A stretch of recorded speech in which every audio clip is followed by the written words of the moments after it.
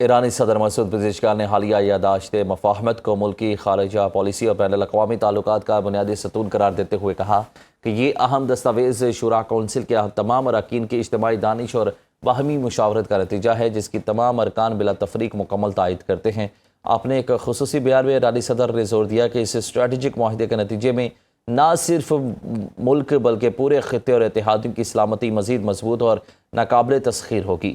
تاہم انہوں نے مطالبہ بھی کیا کہ مخالف فریق کے لیے اپنے کیے گئے وعدوں اور دستخط شدہ شرائط کی مکمل پاسداری کرنا لازم ہوگا۔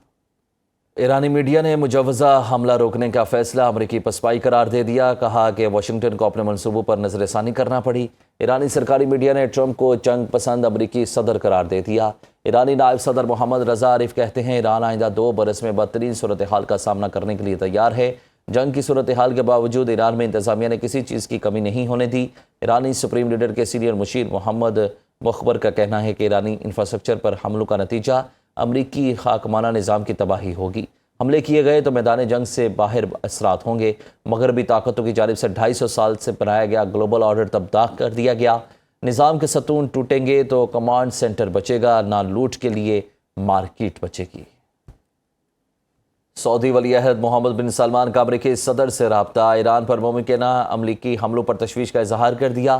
امریکی ویب سائٹ ایکزیوس کی رپورٹ کے مطابق امریکی حکام کے حوالے سے بتایا گیا کہ محمد بن سلمان نے صدر ٹرمپ سے مجوزہ کارروائی کے بارے میں وضاحت طلب کی، جبکہ مزید فوجی حملوں کے بجائے کشیدگی کم کرنے پر بھی زور دیا۔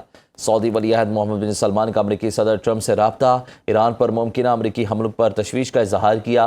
امریکی ویب سائٹ ایکزیوس کی رپورٹ میں امریکی حکام کے حوالے سے بتایا گیا کہ محمد بن سلمان نے صدر ٹرمپ سے مجوزہ کارروائی کے بارے میں وضاحت طلب کی، جبکہ مزید فوجی حملوں کے بجائے کشیدگی کم کرنے پر بھی زور دیا۔ آگے بڑھیں اور آپ کو بتائیں کہ امریکی صدر ٹرمپ نے کہا کہ تہران سے بات چیت جاری ہے۔ ایران کے ساتھ مذاکرات کا اگلا مرحلہ آج دوپہر سے شروع ہوگا۔ ایران کے ساتھ رابطے فریم ورک معاہدے کے تحت ہو رہے ہیں۔ آبلۂ ہرمز اور جوہری پروگرام کے خاتمے پر معاہدہ ہوگا۔ ضرورت پڑی تو امریکہ کارروائی کے لیے تیار ہے۔ ایران پر ہونے والا حملہ جنگ عظیم کا دوسرا بڑا حملہ ہوتا ہے۔ خطے کے ممالک کی اپیل پر حملہ روکنے کا فیصلہ کیا۔ علاقائی ممالک اور ایران نے حملے مؤخر کرنے کی درخواست کی۔ دنیا کے مستقبل اور ایران کی بقا کے لیے حملہ مؤخر کیا۔ امریکی حملوں کے بعد ایران مذاکرات پر آمادہ ہوا۔ امریکی وزیر خارجہ مارکو روبیو کا دعویٰ۔ فاکس نیوز کو انٹرویو میں مارکو روبیو نے کہا امریکہ مضبوط پوزیشن سے مذاکرات کر رہا ہے۔ امریکی حملوں میں ایران کی بحریہ، فضائی دفاعی نظام، میزائل لانچرز اور اسلحہ سازی کی تنصیبات کو شدید نقصان پہنچا۔ تہران کی دفاعی صلاحیت نمایاں طور پر کمزور ہوئی۔ ایران اب بھی میزائل اور ڈرون سے نقصان پہنچانے کی صلاحیت رکھتا ہے۔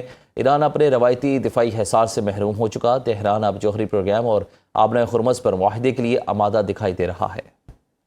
ایرانی وزارت خارجہ کے ترجمان اسماعیل بقائی نے موجودہ علاقائی صورتحال پر اہم موقف جاری کرتے ہوئے کہا کہ آبلۂ ہرمز کی بندش اور براہ راست امریکی وعدوں کی خلاف ورزی سے جڑی ہوئی ہے۔ امریکہ نے مقررہ مدت ختم ہونے سے پہلے ہی حملہ کر دیا اور معاہدہ MOU کے تحت بحری آمد و رفت کی بحالی کی اجازت بھی نہیں دی۔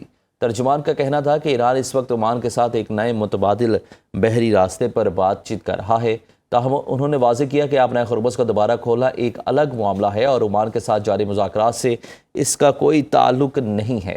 اسماعیل بقائی نے بین الاقوامی سفارتکاری کے حوالے سے بتایا کہ برطانیہ، بلغاریہ اور یوکرین نے ایران کو موجودہ جنگ میں شامل نہ ہونے کی یقین دہانی کرائی ہے۔